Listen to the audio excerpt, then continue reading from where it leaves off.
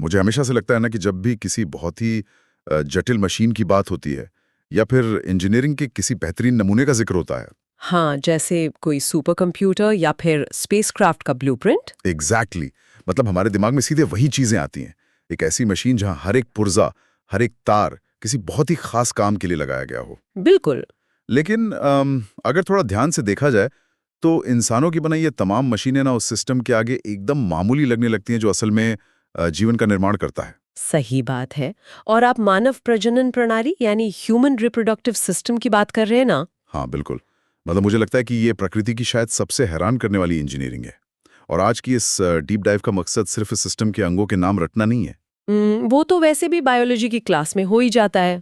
हाँ, तो आज की इस चर्चा में हमारा जो मेन मिशन है वो ये समझना है कि ये पूरी प्रणाली, इसके हार्मोन्स और इसकी पूरी एनाटॉमी कैसे एक परफेक्ट सिम्फनी की तरह काम करती है। और पता है, इस सिम्फनी को समझना सिर्फ जीव विज्ञान तक सीमित नहीं है। मतलब जब इस प्रणाली के काम करने के तरीके को, इसके क्यों और कैसे को गहराई से समझा जाता है ना, हाँ, तो असल में जीवन की सबसे बुनियादी प्रक्रिया के रहस्य खुलते हैं। मतलब अंगों की बनावट इतनी ज्यादा सटीक है कि अगर 1 मिलीमीटर का भी इधर-उधर बदलाव हो जाए ना, तो पूरी प्रक्रिया ही रुक सकती है। Oh wow! और इसके अलावा एक और जरूरी बात है, इस पूरी मशीनरी को जब हम साइंटिफिक नजरिए से देखते हैं तो शरीर से जुड़े कई ऐसे मिथ भी खुद ब खुद टूट जाते हैं जो समाज में सालों से बिना किसी सिर पैर के फैले हुए हैं। बिल्कुल सही कहा। तो इस मास्टरपीस को समझना वहीं से शुरू करते हैं जहां से सब कुछ शुरू होता है। मतलब प्राइमरी सेक्स ऑर्गन यानी ओवरीज। हाँ, ओवरीज से। और ओवरीज को प्राइमरी सेक्स ऑर्गन कहने के पीछे एक बहुत ही ठोस वजह है ना। मतलब ये सिर्फ गैमीट्स यानी ओवम या अंडे बनाने का काम ही नहीं करती, बल्कि एस्ट्रोजन और प्रोजेस्टेरोन जैसे बहुत ही जरूरी स्टेरॉइड हार्मोन्स भी रिलीज करती हैं। बिल्कुल। और ये हार्मोन सिर्फ शरीर के किसी एक हिस्से में पड़े नहीं रहते। इनका काम पूरे रिप्रोडक्टिव साइकिल को कंट्रोल करना होता है। मतलब एक तरह से पूरे सिस्टम के बॉस हैं ये हार्मोन्स। हाँ, कह सकते हैं। एस्ट्रोजन और प्रोजेस्टेरॉन पूरे सिस्टम को डायरेक्ट करते हैं। लेकिन जो चीज़ इस अंग को इंजीनियरिंग के एक असल मास्टर क्लास बनाती है ना, वो है ओवरी की अंदरूनी बनावट। अच्छा। हाँ, अगर इसे माइक्रोस्कोपिक लेवल पर देखें तो ओवरी मुख्य रूप से 2 हिस्सों में बटी होती है। एक बाहरी हिस्सा होता है जिसे कॉर्टेक्स कहते हैं और एक अंदरूनी हिस्सा जिसे मेडुला कहते हैं। प्रकृति ने बहुत ही सोच समझकर ये लेआउट डिजाइन किया है। मतलब ये लेआउट सुनकर मुझे किसी हाईटेक मैन्युफैक्चरिंग फैसिलिटी की याद आ रही है, जहां सारा मेन काम अंदर सुरक्षित रखा जाता है। एकदम सही एनालॉजी है।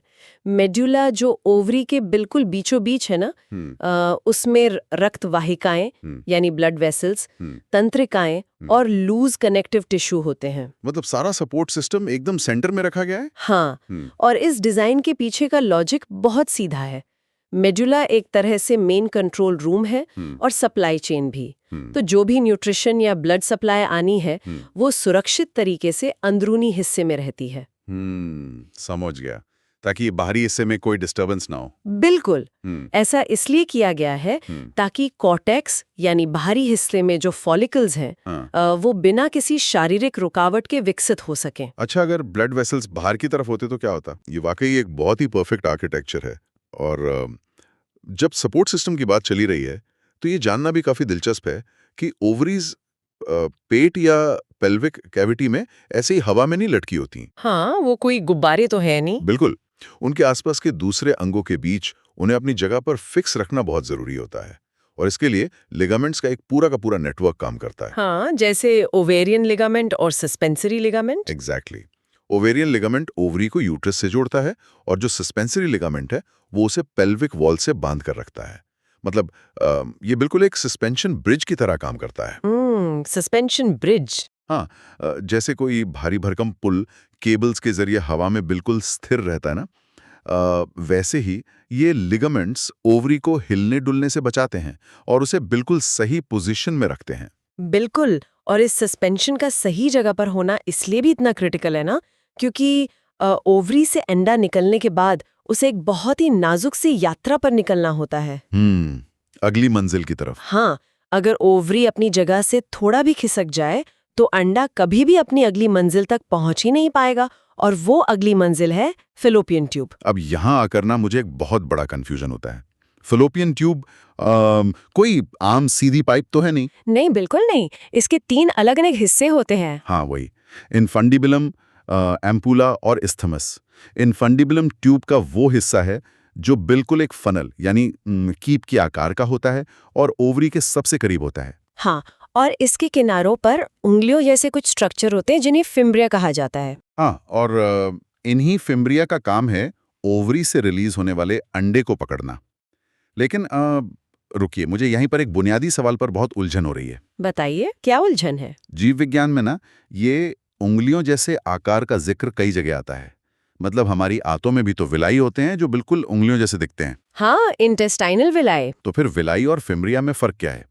मतलब क्या प्रकृति एक ही डिजाइन का इस्तेमाल 2 अलग-अलग कामों के लिए कर रही है? ये उलझन बहुत आम है, लेकिन इन दोनों की कार्यप्रणाली एक दूसरे से बिल्कुल उल्टी है।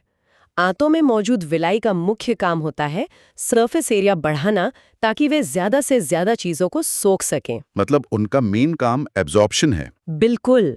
लेकिन फिम्ब्रिया कुछ भी सोखने का काम नहीं करते। तो मतलब फिम्ब्रिया एक तरह से बेसबॉल कैचर के ग्लव्स की तरह हैं। एग्जैक्टली। उनका आकार उंगलियों जैसा इसलिए है ताकि वे ओवरी द्वारा उछाले गए अंडे को एकदम सटीकता से लपक सकें।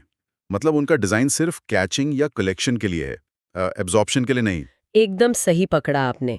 वे उस नाजुक अंडे को कैच करके ट्यूब के अगले हिस्से की तरफ धकेलते हैं, और इन्फिंडिबुलम के बाद ट्यूब का जो चौड़ा हिस्सा आता है उसे एम्पुला कहते हैं। अच्छा, एम्पुला? हाँ, और जीव विज्ञान में किसी भी नली के चौड़े हिस्से को अक्सर एम्पुला ही नाम दिया जाता है, और यही वो जगह है जहाँ असल में फर्टिलाइजेशन की प्रक्रिया होती है। और इसके बाद? इसके बाद आता है इस्थमस, जो एक संकरा रास्ता है, और वो फेलोपियन ट्यूब को सीधे यूट्रस से जोड़ता है। यूट्रस यानी गर्भाशय। अगर इस पूरे सिस्टम को ना एक हाई सिक्योरिटी जोन माना जाए तो यूट्रस इसका सबसे सुरक्षित वॉल्ट है। बिल्कुल। इसकी दीवारों की बनावटी इसके हर एक काम को साफ साफ बयां कर देती है। मतलब इसकी 3 परतें होती हैं, पेरीमेट्रियम, मायोमेट्रियम और एंडोमेट्रियम। हाँ, सबसे बाहरी परत पेरीमेट्रियम है, जो एक तरह का बाहरी कवर है।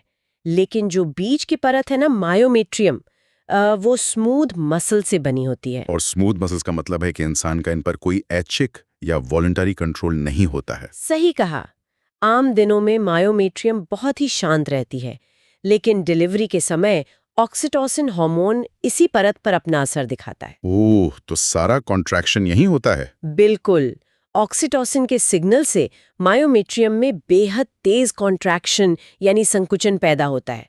इतनी मोटी और मजबूत मसल लेयर का बस एक ही काम है कि सही समय पर बच्चे को सुरक्षित रूप से बाहर की ओर धकेलना। और इसके ठीक अंदर होती है एंडोमेट्रियम। मतलब मायोमेट्रियम जहाँ जन्म के समय एक्टिव होती है, वहीं एंडोमेट्रियम तो हर महीने लगातार काम करती है ना। हाँ, क्योंकि ये परत ग्लैंडुलर होती है। मतलब इसमें ग्रंथियों और रक्तवाहिकाओं का एक बहुत घना जाल होता है। और अगर फर्टिलाइजेशन होता है तो भ्रूण को पोषण देने के लिए यही परत एक गद्देदार बिस्तर का काम करती है। एकदम सही। लेकिन अगर फर्टिलाइजेशन नहीं होता तो यही परत टूट पर शरीर से बाहर निकल जाती है, जिसे मेंस्ट्रुअल साइकिल कहते हैं। मतलब इस पूरी प्रक्रिया में जो लय है, जो टाइमिंग है, वो वाकई हैरान करने वाली है। एक परत हर महीने तैयारी करती है और दूसरी परत जीवन को दुनिया में लाने का सबसे भारी काम संभालती है। बिल्कुल। और जब वो जन्म का समय आता है ना, तो सर्विक्स और वजाइना मिलकर वो रास्ता बनाते हैं जिसे बर्थ कैनाल कहा जाता है। वजाइना की बनावट भी तो अपने आप में एक ढाल की तरह है ना। इसकी अंदरूनी परत को नॉन केराटिनाइज स्ट्रैटिफाइड स्क्वैमस एपिथेलियम कहा जाता है। ये शब्द सुनकर किसी को भी डर लग सकता है। हाँ, पहली बार सुनने में ये किसी मेडिकल डिक्शनरी का सबसे भारी भरकम शब्द लगता है, लेकिन अगर इसे थोड़ा तोड़कर समझा जाए तो उसका लॉजिक बहुत ही साफ है। हाँ, इस शब्द में ही इसकी पूरी इंजीनियरिंग छुपी है। देखिए, हमारी बाहरी त्वचा में केराटिन होता है जो उसे सख्त, सूखा और वाटरप्रूफ बनाता है। लेकिन शरीर के अंदरूनी रास्तों को तो हर वक्त नम और लचीला रहने की जरूरत होती है ना। बिल्कुल। और इसीलिए ये लेयर नॉन केराटिनाइज्ड होती है। और स्ट्रैटिफाइड का मतलब है कि ये कोशिकाओं की कई परतों से बनी होती है। मतलब ये एक तरह का मल्टी लेयर डिफेंस सिस्टम है। जंग के समय या घर्षण के दौरान जब भारी खिंचाव होता है तो ऊपर की कुछ परतें शायद छिलकर अलग हो सकती हैं, लेकिन नीचे की परतें एकदम सुरक्षित रहती हैं। हाँ, जिससे कोई भी अंदरूनी नुकसान या ब्लीडिंग नहीं होती। ये तो शरीर का अपना खुद का इनबिल्ट शॉक एब्जॉर्बर हो गया। बिल्कुल। और अंदरूनी अंगों की इस बेहतरीन सुरक्षा व्यवस्था को देखने के बाद ना, बाहरी अंगों यानी एक्सटर्नल जेनिटेलिया की कार्यप्रणाली भी उतनी ही अहम हो जाती है। हाँ, क्योंकि ये शरीर की फर्स्ट लाइन ऑफ डिफेंस है। सही कहा। इनमें mons pubis, labia majora, labia minora और क्लिटोरिस शामिल हैं। मॉन्स प्यूबिस एक फैटी कुशन की तरह काम करता है जो प्यूबिक बोन को सुरक्षित रखता है। और उसके नीचे वाला हिस्सा? उसके नीचे लेबिया मेजोरा और माइनोरा होते हैं जो बाहरी फोल्ड्स हैं और वजाइनल ओपनिंग को किसी भी बाहरी संक्रमण से बचाते हैं। लेकिन जब बाहरी अंगों की बात आती है ना, तो एक ऐसी शारीरिक संरचना है जिसके इर्द गिर्द विज्ञान से ज्यादा सामाजिक मिथकों का जाल बुना गया है। आप हाइमन की बात कर रहे हैं ना? हाँ, हाइमन। मतलब एनाटॉमी के नजरिए से देखें तो हाइमन सिर्फ एक पतली सी म्यूकस मेम्ब्रेन या झिल्ली है जो वजाइनल ओपनिंग को आंशिक रूप से कवर करती है। जीव विज्ञान के दृष्टिकोण से इसका कोई बहुत जटिल काम है भी नहीं। ये बस भ्रूण के विकास के समय का बचा हुआ एक बहुत ही नाजुक सा टिश्यू है। लेकिन सदियों से इसे वर्जिनिटी यानी कौमारे का सबूत मान लिया गया है, जो कि बहुत ही गलत है। शारीरिक सच्चाई यह है कि इस मेम्ब्रेन का होना या ना होना किसी भी तरह का कोई विश्वसनीय संकेत नहीं है। बिल्कुल, ये समझना बहुत जरूरी है कि ये झिल्ली इतनी नाजुक होती है कि किसी भी तरह के खिंचाव या दबाव से टूट सकती है। मतलब खेल-कूद जैसे साइकिल चलाना या घुड़सवारी करना या किसी दुर्घटना में अचानक गिर जाना। यहाँ तक कि टैम्पॉन का इस्तेमाल करने से भी ये मेम्ब्रेन खिंचकर टूट सकती है। वाह! और तो और कई मामलों में ये इतनी लचीली होती है कि इंटरकोर्स के बाद भी बरकरार रह सकती है। तो इसका वर्जिनिटी से कोई लेना देना है ही नहीं। ये तो इस बात का एक बहुत बड़ा उदाहरण है कि कैसे शारीरिक तथ्यों की अधूरी जानकारी सदियों तक गलत धारणाओं को जिंदा रख सकती है। विज्ञान बहुत ही स्पष्ट रूप से बताता है कि ये एक साधारण शारीरिक संरचना है। इंसान के चरित्र का कोई बायोलॉजिकल सर्टिफिकेट नहीं। बिल्कुल। जानकारी के इस दौर में जहां हम इतनी नई चीजें सीखते हैं, वहीं विज्ञान हमें पुरानी और बेबुनियाद बातों को अनलर्न करने की ताकत भी देता है। एकदम सही बात है। और तथ्यों की सच्चाई से आगे बढ़ते हुए ना, एनाटॉमी का एक और हिस्सा है जो सच में दिमाग के सारे तार खोल देता है। वो है होमोलोगस ऑर्गन, यानी समान अंगों का कॉन्सेप्ट।